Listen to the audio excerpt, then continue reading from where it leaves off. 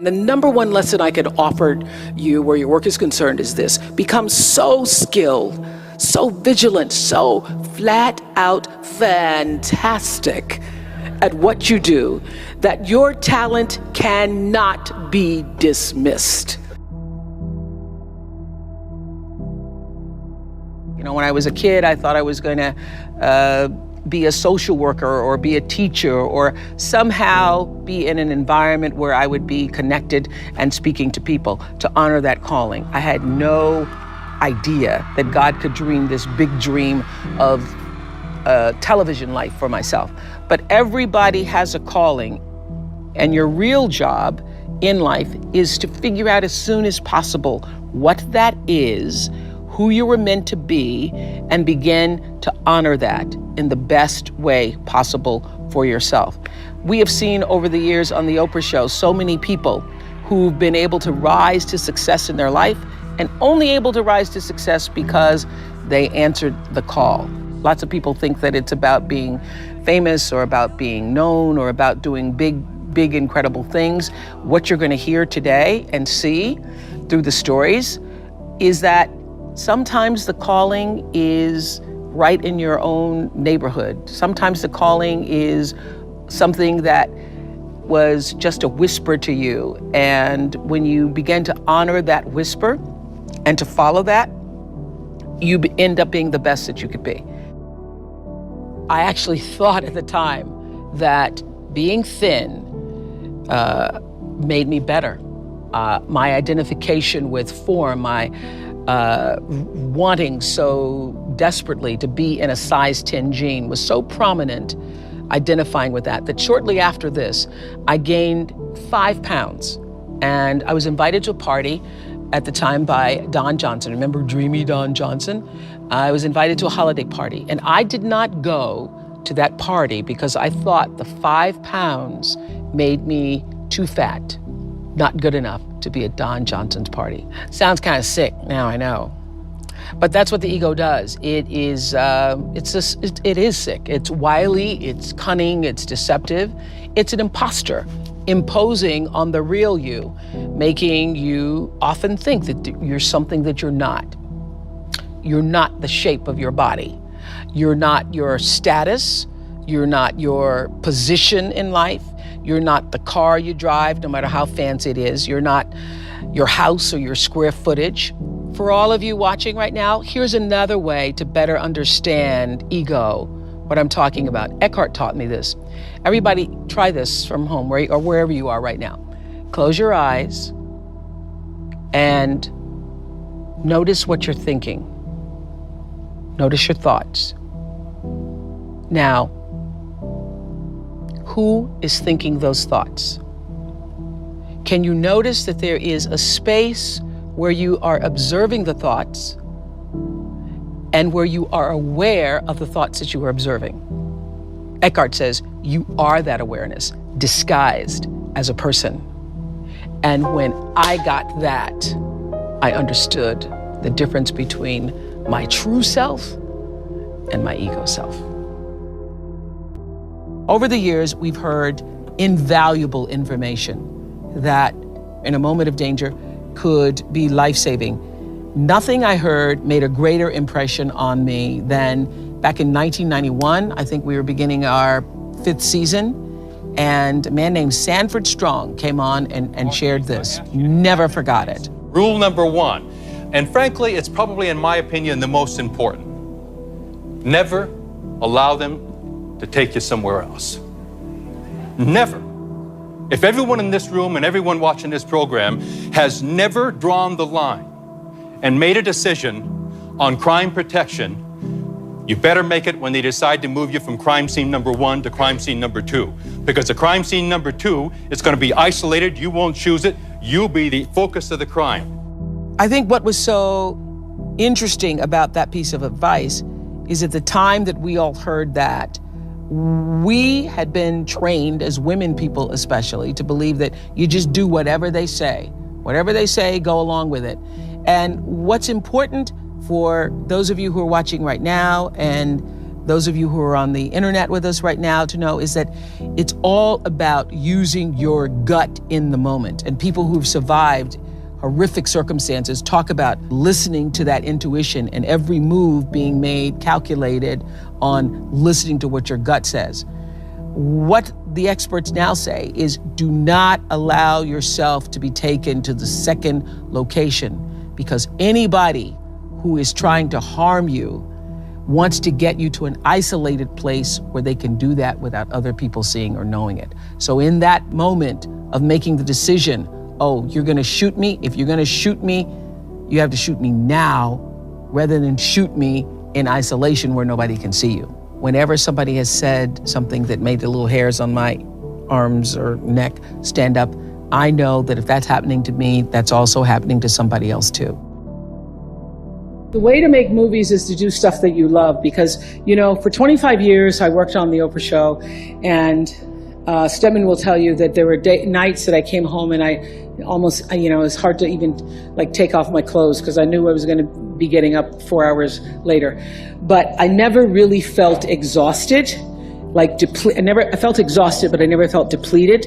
So do the work that comes straight from the soul of you, from your background, from stories that you've grown up with, from stories that bring you passion, from stories that you not just yearn to tell, but that if you don't tell them, they won't get told. And when you are operating, you know, the single greatest wisdom I think I've ever received, other than when people show you who they are, is that the key to fulfillment, success, happiness, contentment in life is when you align your personality with what your soul actually came to do. I believe everybody has a soul and has, you know, their own personal spiritual energy. So when you can use your personality to serve whatever that thing is, you can't help but be successful. So if you do films that come from the interior of your soul, you do work, you do art that comes from the interior of you, you cannot miss. It's only when you're doing stuff that you think might make money, you think it may be a hit, or you think it may bring you some level of attention or success. That isn't what does it. I would have to say that all of the great, wonderful experiences of my life that have brought me to this moment have come from working from the interior of myself. And so that's why it feels so authentic, because it actually is. So when you do that, you'll win.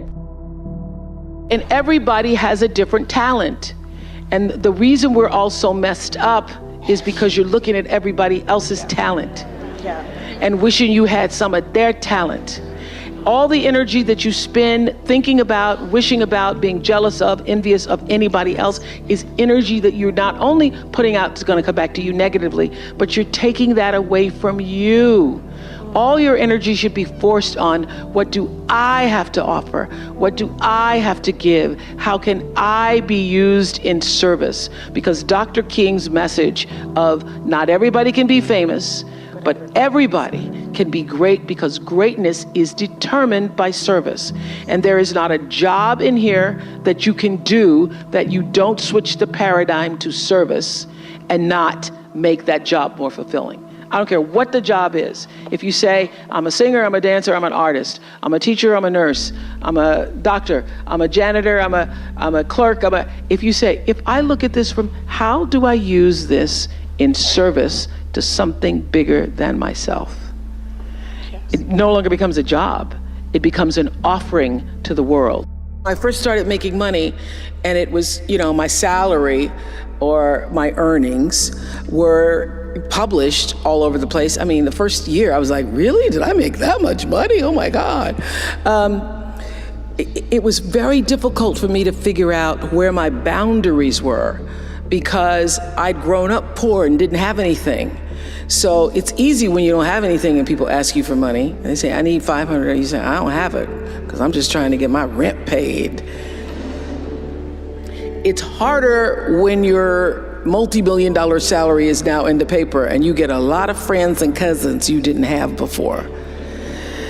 So how do you set boundaries for yourself. I was having trouble setting boundaries for myself, for even strangers. People would just show up at my door in Chicago and say, Oprah, I left my husband, please help me. And I would, because she knows I have it. So what I learned is that, the reason why people keep showing up is because my intention is to make them think that I'm such a nice person that you can ask me for anything, you can get me to do anything, I'm gonna say yes, I'm gonna say yes. So when Stevie called me this time, I thought I'd try out my first no on Stevie. Let's start big. He wanted me to donate some money to a charity, and I didn't want to donate to the charity because I have my own charities and I care about a lot of people, but the problem is when you have money, everybody thinks you just want to give to everything. So every letter I ever get starts with, we know you love the children. Yes, I do love the children, but somebody else is going to have to help the children. So I said to Stevie, no. And as a person who has that disease to please, I was waiting for him then to say, I will never speak to you again. I will never call you. I will never sing a song for you. And he didn't. He just said, okay. Okay? Okay, it's okay? He said, okay, check you later. And what I learned from that is, many times you will have angst and worry about things and put yourself in a state, like someone said this morning because their phone went off, they were mortified over a phone, I said, really? You will put yourself in a state when the other person really isn't even thinking about you. So learning that I could specifically determine for myself what the boundaries were for me, what I wanted to do, give my money, give my time, give of my service to who I wanted to give it to when I did, that I get to make that decision. And just because you get 100 requests a week doesn't mean you have to try to fulfill all of that. Just because you have all of these demands on your time and on you doesn't mean that you have to say yes. You get to decide because you're the master of your fate. The captain of your soul, as William Ernest Henley said in Invictus. And understanding that really changed the meaning of my life in that I was no longer driven by what other people wanted me to do, but took charge of my own destiny, making choices based upon what do I feel is the next right move for me. There was one woman out of all the celebrities, out of all of the famous, non-famous, infamous people, one woman from Zimbabwe. Who was she? Her name is Tererai Trent. Listen to this story. I'm gonna try to shorten it for you, Please Godfrey. do. Okay. Please do. Tererai Trent, born and raised in a village in Zimbabwe. 11 years old, she's doing her brother's homework. She wants to go to school. Her father says, no, you're a girl. You have to educate the boy first. Yep, that's right. That was the tradition. That's right. The boy has to go to school, you can't go to school. So she starts doing her brother's homework. She does her brother's homework, he goes to school, he gets all A's on his homework, yet he doesn't know the answers to the question. The teacher comes to the village to say, what is going on here? This boy doesn't know the answers, but his homework's perfect. She finds out that Tererai, his younger sister, is doing his homework. She begs the father to let Tererai go to school. The father says no, she can't go to school. Finally, he marries her off. She marries at 11 and a half years old. She gets married. She has 3 children by the time she's 18 years old. A woman comes to the village from an NGO, Heifer International, and asks, what are your dreams? This is gonna make me cry. Finally, you're gonna make me cry. Asks her, what are your dreams? This child has never thought about what her dreams were. She says, write down your dreams. She writes down her dreams on a piece of paper and she folds them in a tin can and she buries them under a rock. The first dream was to be able to go to a school in the United States of America and get a college degree. She ends up, through some miracle of the NGO, going to the United States. She gets a college degree. Wow. Yes, she gets a 4-year degree in 3 years. Tererai Trent. She goes back to the rock in Zimbabwe. She writes her next goal, on the piece of paper. She buries it under the rock. She writes, I want to get a master's degree. She goes back to the United States. She gets a master's degree. By this time, she now has 5 children. She's married to a man who still beats her. Incredible. She goes back to the United States. She gets her master's degree. After the master's degree, she goes back to the rock in Zimbabwe. She writes down her final goal is to get a doctorate degree. And last year, she became Dr. Tererai Trent. Where did you find it? Where did I find it? I found her in the Nicholas Kristof's book called something the sky, underneath the sky or the sky. I found her in Nicholas Kristof's book. Incredible. Incredible. And I was reading the story. I had Nicholas Kristof on the show. Nicholas Kristof, the famous New York Times writer. And she wasn't there. She wasn't a part of the show. I'm reading the story. I can't believe this book, the story of this woman, as I'm reading the story. So when we go to do the show, the producers have Nicholas Kristof on. They bring on other guests, but this woman isn't there. I go, how could you not have her there? So we tape another show with Nicholas Kristof. We go back, I go, fine, we're gonna find that woman, Tererai Trent. By this time, she's living in the United States. We followed her back to Zimbabwe, to the rock. We pulled the tin can from underneath the rock. And that is my favorite guest of all time. And the worst? I don't have a worst. I don't have a worst. But the reason why she, and as I said this on my show, so the reason why Tererai Trent is my favorite guest of all time is because she represents in that one story of the little girl in a village in Zimbabwe who had a dream and the heart and depth and discipline to pursue it.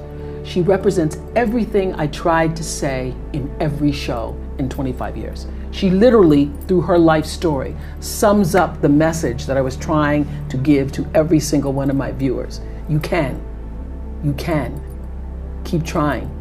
Don't give up. You have to believe. You have to believe.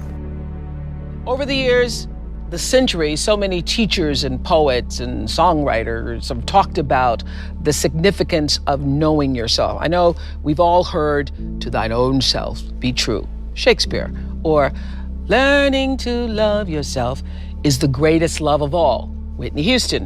What I know for sure is that in all the talk about loving yourself, you can't begin to love yourself or even be true to yourself unless you know who you are, separate from your ego. So think about this for a moment. You're at home, listening, watching to me, and taking in the thoughts that I'm sharing right now. And there is an inner space that allows you to perceive these thoughts. Not even a space. I'm just using the word space because there is no other word. There is the ability to perceive what I'm saying and be aware of what I'm saying. That is where the true you abides, in that awareness, in the very center of yourself. And when you stray from that center, you get lost and you make mistakes. I learned this the hard way. Your ego takes over. Everybody has an ego. I used to think the ego showed itself through someone being arrogant or stuck up or haughty, or the who does she think she is prancing down a red carpet kind of thing. Well, I'm in show business, in the business of showing myself. So I'm aware that there's a lot of egotism involved in this business. And I always thought that I had my ego in check until I realized that it's not just the obvious. It's not always acting out or showing off. In 2008, I chose Eckhart Tolle's book, A New Earth, for my book club. And this book will change the way you view your life and the people around you and your world. Chapters 3 and 4 literally changed the way I saw myself and my ego. It changed for me what ego meant. And Tolle says that any identification with form, meaning any identifying with something that is not the center of yourself. That is possessions, material things, cars, titles, social status, or in my case, identifying with the deep desire to be thin. You will find true success and happiness if you have only one goal, there really is only one, and that is this: to fulfill the highest, most truthful expression of yourself as a human being. You want to max out your humanity by using your energy to lift yourself up, your family, and the people around you. Theologian Howard Thurman said it best. He said, "Don't ask yourself what the world needs. Ask yourself what makes you come alive, and then go do that. Because what the world needs is people who have come alive." The world needs people like Michael Stolzenberg from Fort Lauderdale. When Michael was just 8 years old, Michael nearly died from a bacterial infection that cost him both of his hands and both of his feet. And in an instant, this vibrant little boy became a quadruple amputee, and his life was changed forever. But in losing who he once was, Michael discovered who he wanted to be. He refused to sit in that wheelchair all day and feel sorry for himself. So with prosthetics, he learned to walk and run and play again. He joined his middle school lacrosse team. And last month, when he learned that so many victims of the Boston Marathon bombing would become new amputees, Michael decided to banish that darkness with light. Michael and his brother Harris created MikeysRun.com to raise $1 million for other amputees by the time Harris runs the 2014 Boston Marathon. More than 1,000 miles away from here, these two young brothers are bringing people together to support this Boston community the way their community came together to support Michael. And when this 13-year-old man was asked about his fellow amputees, he said this: "First, they will be sad. They're losing something they will never get back. And that's scary. I was scared. But they'll be okay. They just don't know that yet." We might not always know it. We might not always see it or hear it on the news or even feel it in our daily lives. But I have faith that no matter what, class of 2013, you will be okay. And you will make sure our country is okay. I have faith because of that 9-year-old girl who went out and collected the change. I have faith because of David and Francine Wheeler. I have faith because of Michael and Harris Stolzenberg. And I have faith because of you, the network of angels sitting here today. One of them, Khadijah Williams, who came to Harvard 4 years ago. Khadijah had attended 12 schools in 12 years, living out of garbage bags amongst pimps and prostitutes and drug dealers, homeless, going into department stores, Walmart in the morning to bathe herself so that she wouldn't smell in front of her classmates. And today she graduates as a member of the Harvard class of 2013. Nobody's journey is seamless or smooth. We all stumble, we all have setbacks. If things go wrong, you hit a dead end, as you will. It's just life's way of saying, time to change course. So ask every failure. This is what I do. Every failure, every crisis, every difficult time, I say, what is this here to teach me? And as soon as you get the lesson, you get to move on. If you really get the lesson, you pass and you don't have to repeat the class. If you don't get the lesson, it shows up wearing another pair of pants or skirt to give you some remedial work. And what I found is that difficulties come when you don't pay attention to life's whisper, because life always whispers to you first. And if you ignore the whisper, sooner or later, you'll get a scream. Whatever you resist persists, but if you ask the right question, not why is this happening, but what is this here to teach me? What is this here to teach me? It puts you in the place and space to get the lesson you need. My friend Eckhart Tolle, who's written this wonderful book called A New Earth, that's all about letting the awareness of who you are stimulate everything that you do. He puts it like this. He says, Don't react against a bad situation, merge with that situation instead, and the solution will arise from the challenge. Because surrendering yourself doesn't mean giving up, it means acting with responsibility. Okay, many of you know that, as President Hennessy said, I started this school in Africa. And I founded the school where I'm trying to give South African girls a shot at a future like yours, Stanford. And I spent 5 years making sure that school would be as beautiful as the students. I wanted every girl to feel her worth reflected in her surroundings. So I checked every blueprint, I picked every pillow, I was looking at the grout in between the bricks, I knew every thread count of the sheets, I chose every girl from the villages, from 9 provinces, and yet last fall I was faced with a crisis I'd never anticipated. I was told that one of the dorm matrons was suspected of sexual abuse. Well, that was, as you can imagine, devastating news. First I cried, actually I sobbed for about a half an hour, and then I said, let's get to it. That's all you get, is a half an hour. You need to focus on the now, what you need to do now. So I contacted a child trauma specialist, I put together a team of investigators, I made sure the girls had counseling and support, and Gail and I got on a plane and flew to South Africa. And the whole time I kept asking that question, what is this here to teach me? And as difficult as that experience has been, I got a lot of lessons. I understand now the mistakes I made because I had been paying attention to all of the wrong things. I built that school from the outside in, when what really mattered was the inside out. So it's a lesson that applies to all of our lives as a whole. What matters most is what's inside. What matters most is the sense of integrity, of quality, and beauty. I got that lesson. And what I know is that the girls came away with something too. They've emerged from this more resilient and knowing that their voices have power.